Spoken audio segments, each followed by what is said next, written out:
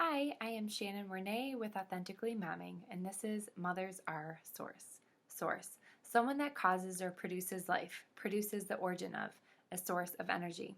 As a former single mom, I am extremely passionate about bringing awareness to the lives of single mothers. Mothers are source. We are the source of our children. We are the cause of life. We produce life. Our Creator created us fearfully, creating us beautifully, creating us to be the source life is formed in. For many women, we dream of the day we will become mothers, how we will feel, the overwhelming love we feel for our children, the baby smell, the snuggles, the first laugh, their first word, raising them with someone we love, trust, and cherish, someone we hoped to share our life with and raise our babies with. There are not many women who had it in their hearts to do it all on their own.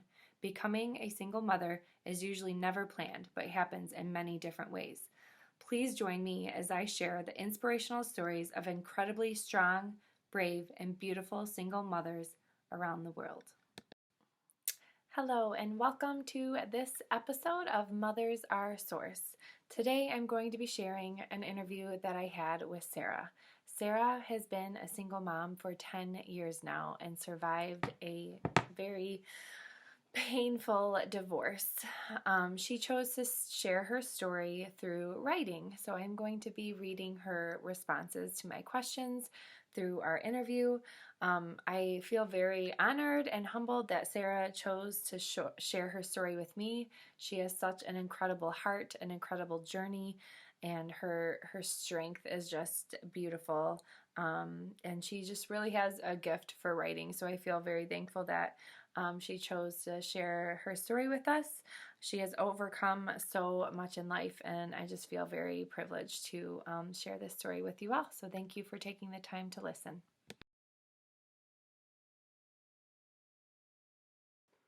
To be honest, I just get up and make myself go. I don't make the time for me mostly, and that's bad. Making sure the house is clean and folding laundry. Seeing my kids happy and treating others with respect.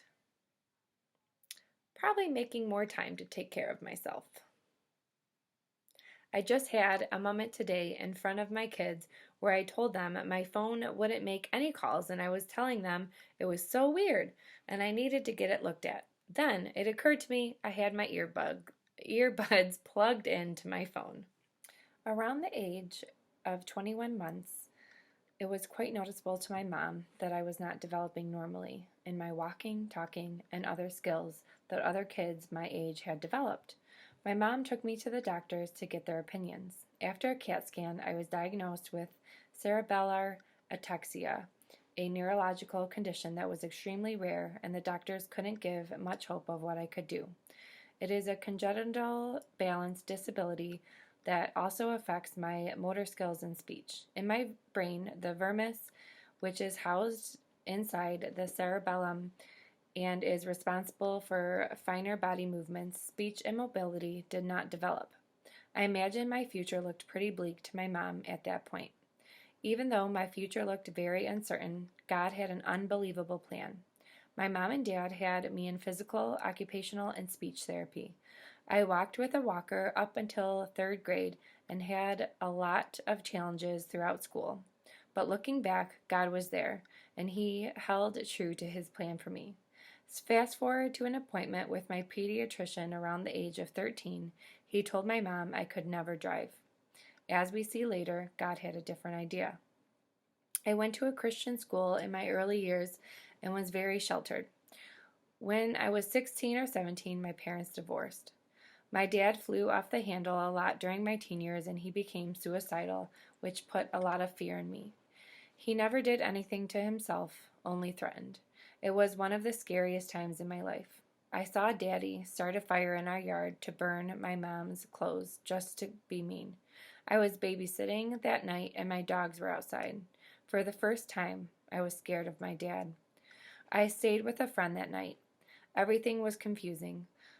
I was only 16, and I felt the need to protect my family. Fast forward to my adulthood. When I was 26, I got married. I was on cloud nine. I was back in occupational therapy trying to get my driver's license. Talk about overcoming an obstacle. After many months of therapy, for my motor skills and my vision, I was able to achieve this dream of being able to drive myself around and proving to myself I could do it. After being married for 3 years, we were thinking about having a child. I went through test after test to see what, if anything, could be passed to my child. The doctors concluded that what I have is a recessive gene, meaning that only myself and my sister have this condition, and nobody else to my knowledge in my family. They told me that with the exception of some balance issues, it should be fine to have a child. I was very sick at my husband's grandparents' funeral. I was volunteering at the pregnancy center at the time, so I took a test and found out that I was indeed pregnant. I went to my husband's work that day to surprise him. We both were very happy, and I started tracking everything.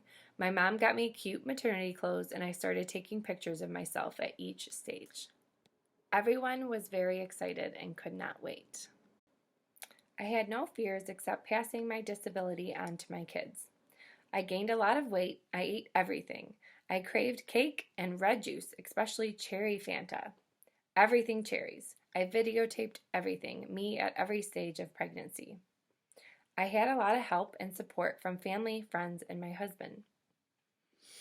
I had a placenta previa, so I had a C-section. Hannah weighed 7 pounds, 14 ounces, but got down to 7 pounds, 6 ounces when we went home because she wouldn't eat. We got to stay at the hospital for 4 days. She hated the hospital and screamed. The nurses would take her to the nursery at night so we could get some sleep. When we came home, she was so quiet and didn't cry unless she needed something.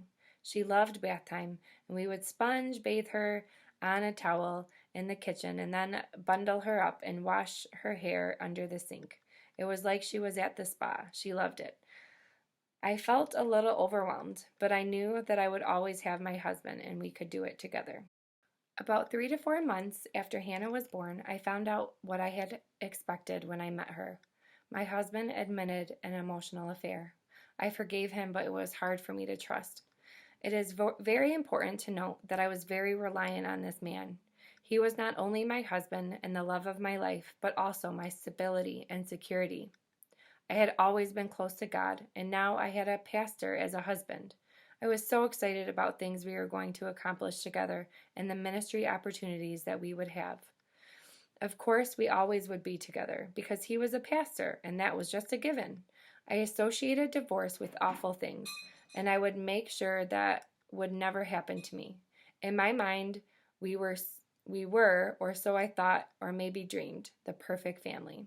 I was Sarah McNeil, so-and-so's wife, and that's how I identified myself. My identity was totally wrapped up in him. 3 years later, we had a son. I guess we were distracted for those years with our babies that we really didn't focus on each other. He was born in 2009. My dad died in 2010. He left me some money and he wanted us to pay off our home with it and build a bigger house for our family. The house got really big, really fast. It was beautiful, but much more than we could afford. I picked out everything for it, and I was so excited about living there with my family. About 2 weeks from us moving in, my husband said he wanted to leave. I was devastated. My mom had come down that next weekend to help us move into our new home. The kids and I ended up riding home with her while my husband and his family got his things. I had never felt more grief in my entire life. That weekend, when I came to our home, was the first time the kids were going to be gone to see their dad in what was supposed to be our new home that we were to live in as a whole family. I remember that night like it was yesterday. I was a mess that night, and for nights after pleading with God to save this marriage.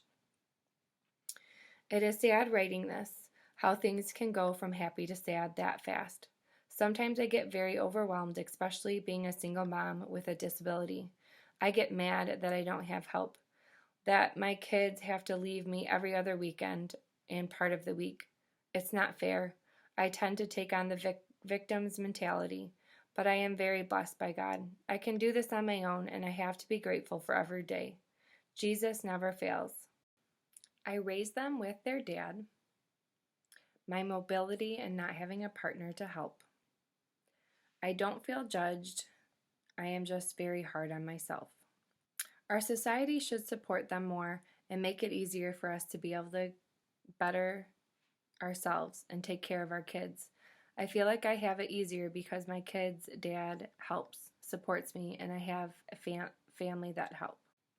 Right now, I am happy for the most part, struggling a little because I just got out of a relationship that God knew wasn't for me. It triggered a lot of feelings of rejection. That they can be strong even when life doesn't go their way. At times, my youngest wishes things were different and we could all be together, but I think for the most part, it hasn't affected them negatively. It has probably taught them that life doesn't always go the way you plan. It will get better. God has a plan. You have a right to be angry because it's not fair. Think of your future and make this time special with your kids. Don't do it. Think about the consequences. Your life will never be the same. Don't let love for a moment make you do something that will have lasting consequences. My ex said that I could never do this alone, but I am. I want to thank Sarah for sharing her story with me. I feel completely honored and blessed that she shared her story with me and with our listeners. Through all of this, Sarah is still raising two amazing children, working and volunteering on top of it all. She has volunteered for 10 years at a food pantry and has shopped for people during this pandemic. I am amazed by her faith, her love for her family, and her love for people. She is a true gem and an inspiration.